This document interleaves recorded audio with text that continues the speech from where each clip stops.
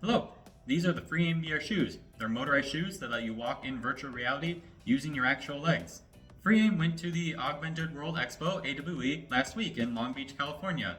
I'm going to go over in this video what we did while we were there, how things went, the media coverage we got, and the announcements we made while we were there. While we were there, we were constantly giving demos pretty much the whole time. We gave over 50 demos over the course of the whole 3 days. Some YouTubers and news organizations you're probably familiar with showed up. One demo was with Cass and Cherry, which you can see playing here, and afterwards they actually posted on LinkedIn saying that the learning curve for the VR shoes was surprisingly quick and that they got a hang of it quickly. We gave a demo to J-Bar VR where he got to play some Half-Life Alyx. Several people that we gave demos to got to play that game. And later, he actually posted a short on YouTube where he talked all about the VR shoes. And here's a few clips from that short. These shoes are from a company called Freeaim, and I just got to test them out, and they will blow your mind. It took me no time at all to get used to them and start walking pretty naturally. He also had a live stream where he talked a little bit about the VR shoes as well. Here it is. But those Freeaim shoes are amazing. And I say amazing, kind of conceptually, but like overall, they are really good. Honestly, the show was worth it for the Freeaim demo, maybe a couple of the other demos, but mostly for the networking. Like, I met so many people that wanted to work with me that it was kind of insane. So thank you, JBR for the feedback. We look forward to working with you in the future, and go check out his channel if you haven't seen it yet. I'll leave a link to it in the video description and a pinned comment. Q2C VR Gamer also showed up, and here you can see his demo. Everybody did pretty well with the shoes, but the people who were really experienced with VR, or people who had experience with stuff like balance sports like snowboarding or skiing, just tended to pick up the shoes really quickly. But everybody was able to pick up on the shoes in a maximum of 10 or 15 minutes. And I want to clarify, what I mean is that people were able to walk calmly and turn and stop, and they were able to just use the VR shoes confidently within the frame within the first 10 or 15 minutes.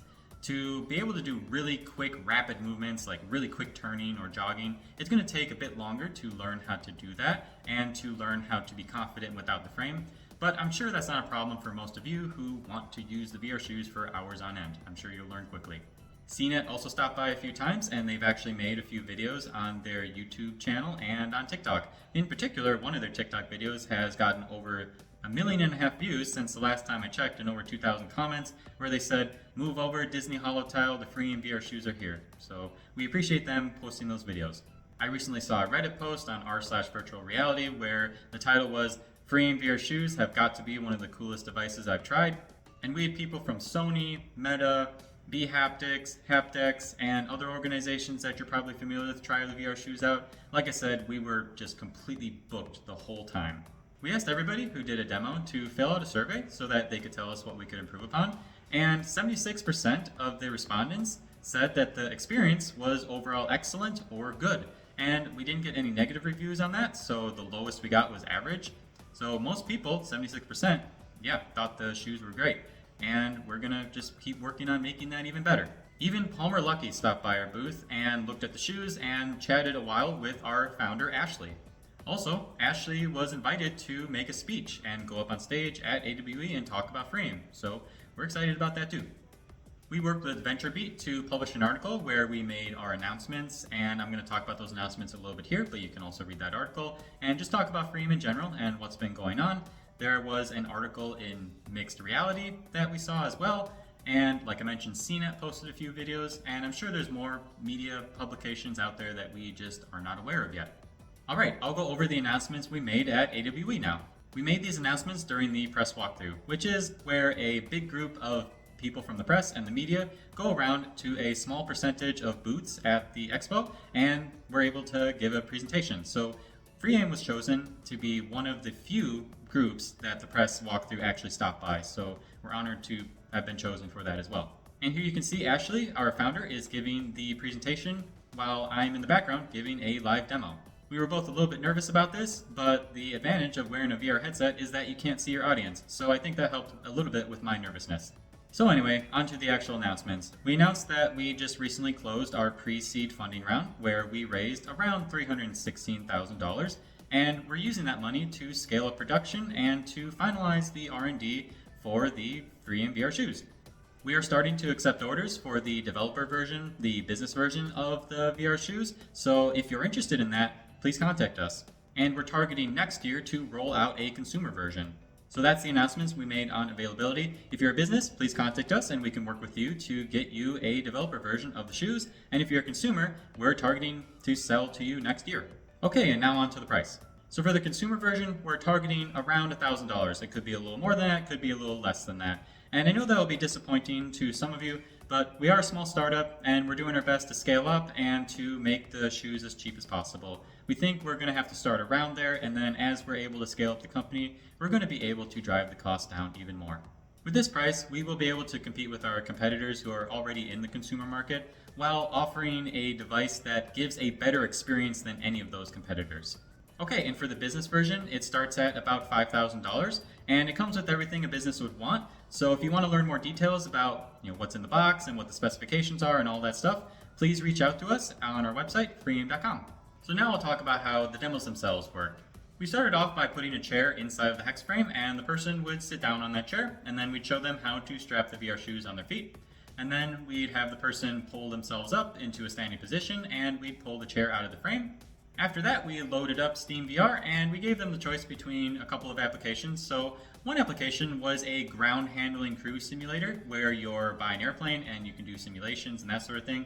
We just had the person walk around that. It's a nice, calm environment where you're not moving too fast, you're not getting shot at. It's a good environment for beginners. And we also chose that one because AWE is a B2B conference. So businesses like to see training simulations, so we showed them a training simulation.